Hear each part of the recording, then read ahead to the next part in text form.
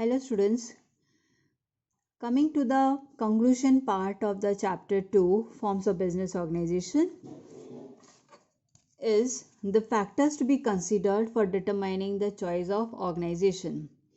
Now, having understood different forms of business organization, which are sole proprietorship, if you have to start a business, it could be either in a form of sole proprietorship, it could be in a form of joint Hindu family business, it could be in a form of partnership, it could be in a form of cooperative society, or it could be in a form of company, which could be private company or a public company. Now, when you have to start a business, it could be in any of these forms. How would you decide whether I should start a sole proprietorship form of business, or whether it should be in a partnership form, whether it should be a cooperative society, whether it should be a company? In which form you have to do the business? Suppose you want to manufacture some furniture items.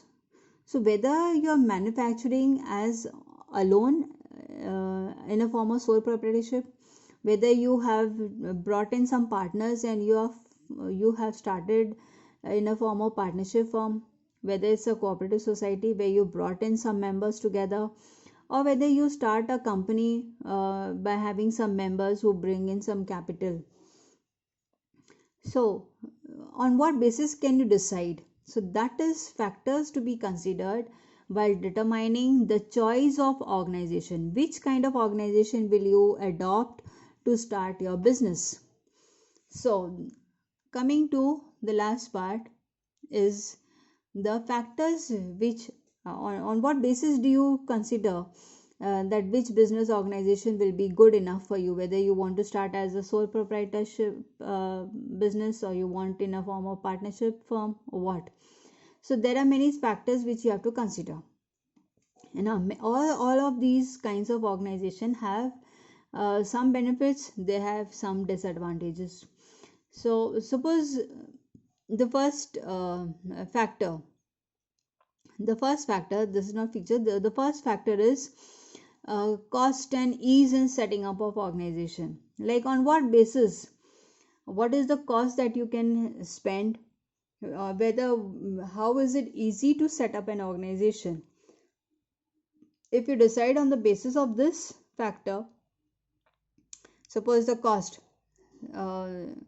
whether if you have little investment, then you will obviously go only for sole proprietorship, or whether you want to bring in partners, so you will go for partnership firm. Whether it is easy to, yes, to start a sole proprietorship is very easy because there are not many laws required. But if you have decided to start in a form of company, then there are a lot of procedures to be followed. So you have to decide now which you would go for. Then the liability, whether the liability in case of sole proprietorship is unlimited, but if it is and again in the partnership form also it is unlimited. If it's an HUF, then the co-partners will have limited liability. If it's a company, then it's limited liability. So on what basis can you go for it, what kind of risk, to what extent you will be able to bear the risk, it all depends on that. Continuity is again, if you go for sole proprietorship, the moment something happens to the sole proprietor, the business will come to an end. So the continuity may not be for a very long time. But if it's a company, it doesn't matter if a member, something happens to the member, the business will still be carried on. So there is a good continuity. Remember, we learned perpetual succession in company.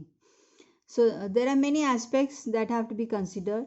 The same thing happens also in case of partnership firm. If anything happens to the partners, then the whole partnership firm may come to an end, and it will have to be dissolved unless the remaining partners then decide to continue with the remaining partners. Then they'll have to go for a new registration process and continue with their business. Next is managerial ability. Now again, how far are you able to manage the business with a good expertise, with good knowledge?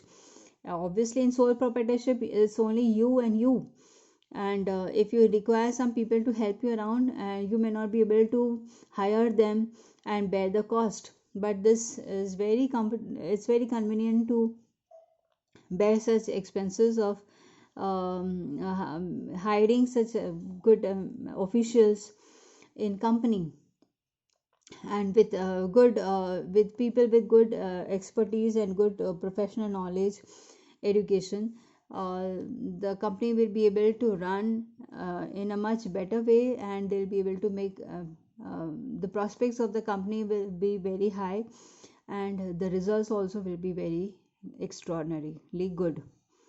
Capital considerations.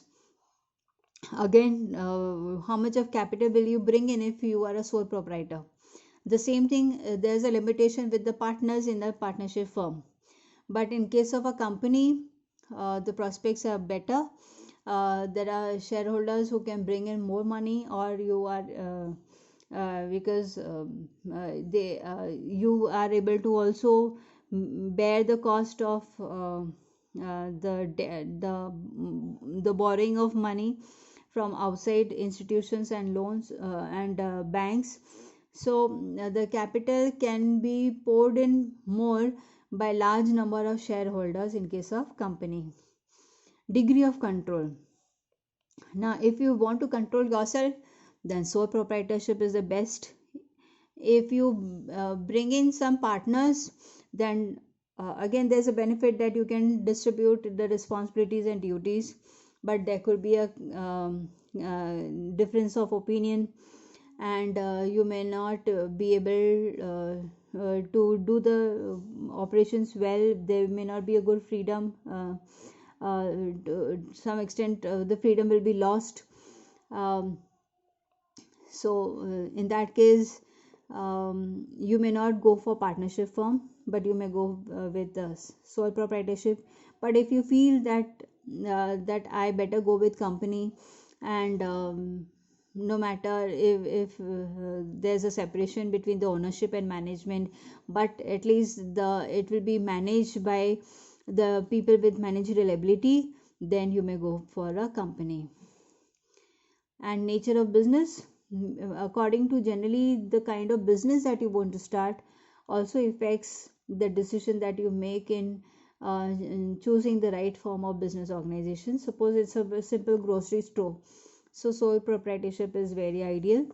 And suppose you want to cater the services which require more professional help and more professional knowledge, then you will go for some partnership between such partners who have good professional knowledge.